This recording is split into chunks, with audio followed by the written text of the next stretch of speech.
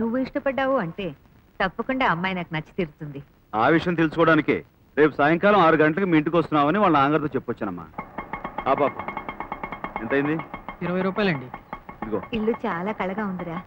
ఇంటిని చూసావమ్మా, ఆ అమ్మాయిని చూడాలి. కళకళలాడిపోతున్నాను అనుకో, లక్ష్మి కళ ఉట్టి పడుతుంది.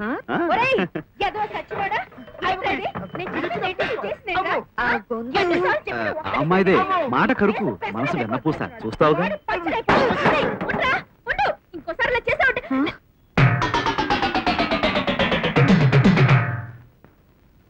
లక్ష్మి కళ ఉట్టి పడుతుంది కదా. లక్ష్మి కళ ఆ మాట ఎవరంట? నే అందే పోలేరమ్మ కళ అని. చూడు ఎలా ఉట్టి పడుతుందో. పొద్దుపోయి వస్తానన్నారని అందుకే ఇలా. నమస్కారం అత్తయ్య. లేమ్మా. చాలే, ఇంక ఈ పోలేరమ్మ వేషం తీసేసి మామూలు వేషం కట్టు పో. రామ్మా, నేను ముస్తాబు చేస్తాను. అమ్మా, ఇప్పుడు ఆ దెయ్య పిల్లకి చిక్కు తీసి పేలు తీసి అనవసరంగా శ్రమ పడక ఆ ఒంటి మీద ఉన్న బూజు దులిపేసి చిన్న 3 డేస్ పంపించు చాలు. చూడండి అత్తయ్య. చూడండి అత్తయ్య, కొబ్బరికాయ కొట్టా అంటే పుచ్చి పగిలిపోద్దా అనుకున్నావు. మొహం పచ్చడైపోద్ది. ఊరుకోరా. ఏమా, మీ నాన్నగారేది? పళ్ళు స్వీట్స్ తీసుకురావడానికి బజార్కి వెళ్ళారు. బతికించావు. ఈ హోటల్లో స్వీట్స్ ఎక్కడ పెడతావునని హళీలు తెచ్చాను. అమ్మా, నేను చేశానని ఏదైనా పెడద్దేమో, నువ్వు వస్తా తిన మాకు. ఏమిటో రవి, గురుగారు అల్లుడు కాకుండానే కేకలేసేస్తున్నావు. తమాషగా. అమ్మగారు ఎక్కడ? దిష్టి బొమ్మ లాంటి మీ అమ్మాయిని చూసి. అంటే మా అమ్మాయి దిష్టి బొమ్మ కాదండి, కుందన బొమ్మ. ఆ అందాల రాశిని చూసి మా అమ్మగారు జడుచుకుని ఆ తర్వాత సర్దుకుని తనే ముస్తాబు చేస్తుంది. ఏంటి, మీ అమ్మగారు మా అమ్మాయిని ముస్తాబు చేస్తుందా? అదేనండి విడ్డూరం. పెళ్లి చూపుల చరిత్రలోనే ఇది కని విని ఎరుగని సంఘటన. అవునవును, ఉండి వస్తాను. అలాగే. నువ్వెంత ముస్తాబు చేసినా ఫేస్ అంతే జుడ్డు గారే మూకులా ఉంటుంది. త్వరగా తీసుకురామ్మా.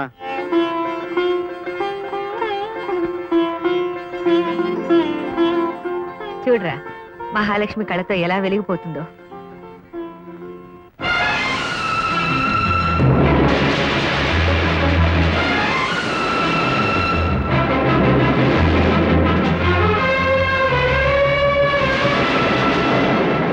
అన్నయ్య,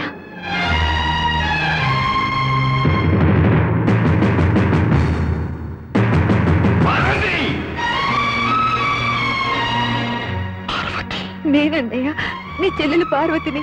నువ్వు నువ్వు బ్రతికే ఉన్నావా? నా అనుకున్న వాళ్ళు, నేను నమ్ముకున్న వాళ్ళు నా చావు కోరుకున్నా నా ఆయుష్ గట్టిది కాబట్టి నేను ఇంకా బ్రతికే ఉన్నా. వీడు వీడు నీ కొడుక? అవునన్నయ్య. అసలు వెళ్ళు, నీ కొడుకును తీసుకుని నా ఇంట్లో వచ్చి బయటికి వెళ్ళు. అన్నయ్య, ఇంతకాలం ఎవరినైతే ఈ జన్మకు చూడకూడదనుకున్నాను, ఎవరి నేడైతే నా జీవితం మీద పడకూడదనుకున్నాను, అటువంటి మీరు నా కళ్ళ ముందు పడ్డం నేను చూడలేను, సహించలేను, భరించలేను. పండి వద్దు. బంధానికి అనుబంధానికి అర్థం తెలియని నువ్వు ఆ పిలుపు పిలవద్దు. ఇక్కడి నుంచి వెళ్ళిపో. చూడండి, అమ్మ ఏం చెప్తా మీరు ఏమాత్రం. నీ కన్నతల్లి ఎవరో ముందుగా నాకు తెలుసుంటే నిన్ను కన్నెత్తైనా చూసేవాడిని కాదు. నీ తల్లిని తీసుకుని ఇక్కడి నుంచి వెళ్ళిపో. మళ్ళీ నా కూతుర్ని పలకరించినట్టు తెలిసిందో నీ ప్రాణాలు తీస్తాను. జాగ్రత్త.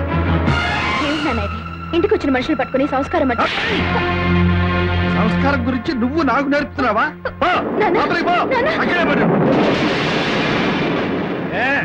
బొమ్మని చెప్పినా మీకు ఇంకా అర్థం కాలేదా? సిగ్గు లేకుండా ఇక్కడ నిలబడ్డారు. నేను చెప్పేది విను. పదమ్మా.